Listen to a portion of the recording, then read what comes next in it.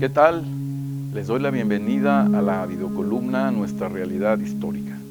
En esta ocasión vamos a continuar con los sucesos que acontecen después del golpe de Estado de Victoriano Huerta contra el gobierno legítimo de Francisco I. Madero.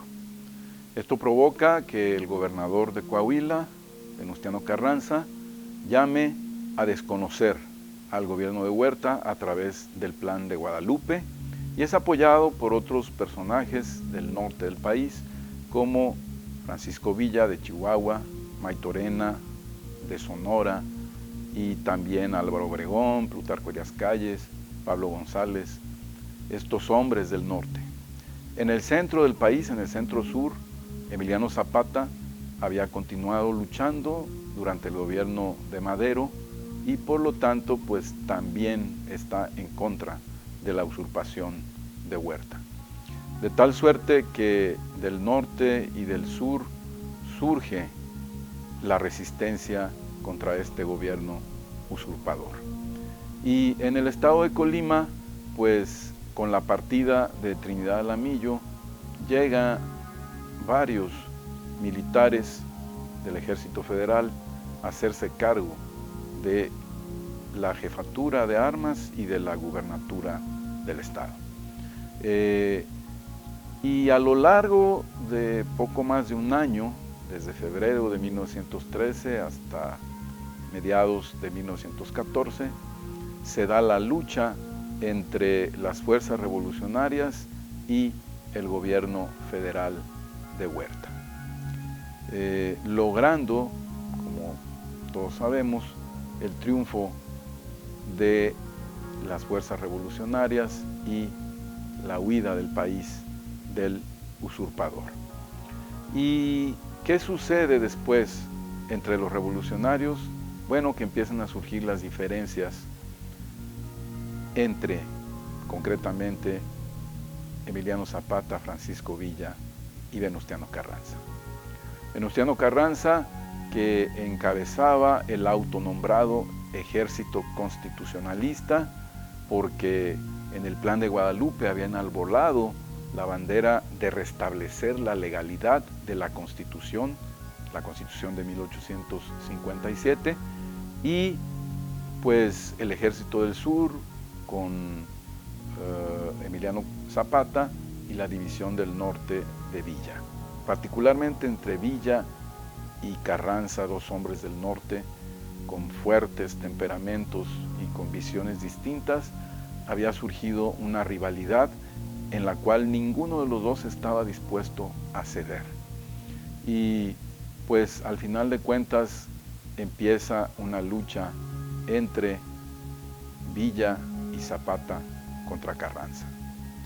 Al final de esta lucha, que es una lucha entre facciones de los propios revolucionarios, es la lucha más cruenta, la que va a costar más vidas en el país, pues sale triunfadora la facción constitucionalista.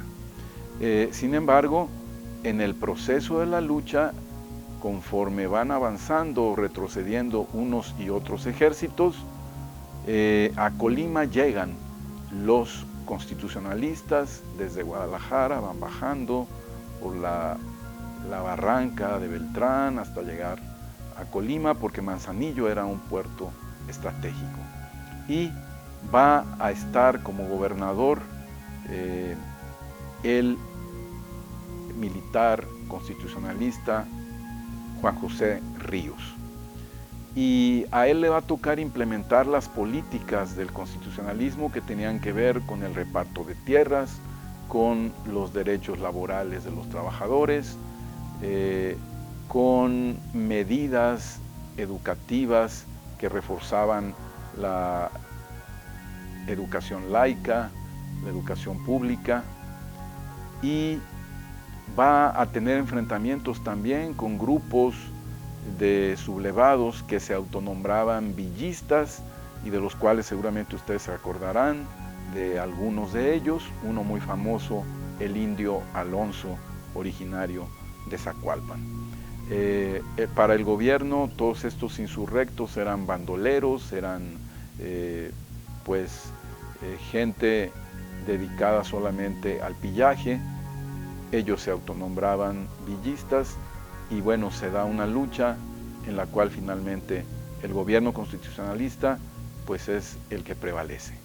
Y vemos los distintos proyectos que tenían tanto unos como otros, específicamente los zapatistas, que en su plan de Ayala establecían que las comunidades campesinas indígenas debían de entrar en posesión inmediata de la tierra y en todo caso los terratenientes hacer reclamaciones si es que las tuvieran, y en cambio la ley del 6 de enero de 1915 de Carranza, la ley agraria, establecía todo un proceso burocrático en el cual los campesinos tenían que solicitar la tierra ante las instancias oficiales, las comisiones locales agrarias, comisiones nacionales agrarias, posteriormente Departamento de Asuntos Agrarios y Colonización, Secretaría de la Reforma Agraria, ya hasta bien entrado el siglo XX, en un proceso burocrático de un verdadero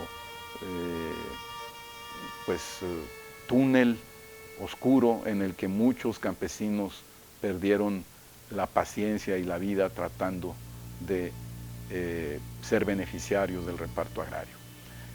Finalmente, el proyecto constitucionalista de Carranza, que apelaba a la Constitución de 1857, va a cristalizar en un Congreso Constituyente que en 1916, a fines de 1916 y principios del 17, va a dar como resultado una nueva Constitución, la Constitución de 1917. Muchas gracias.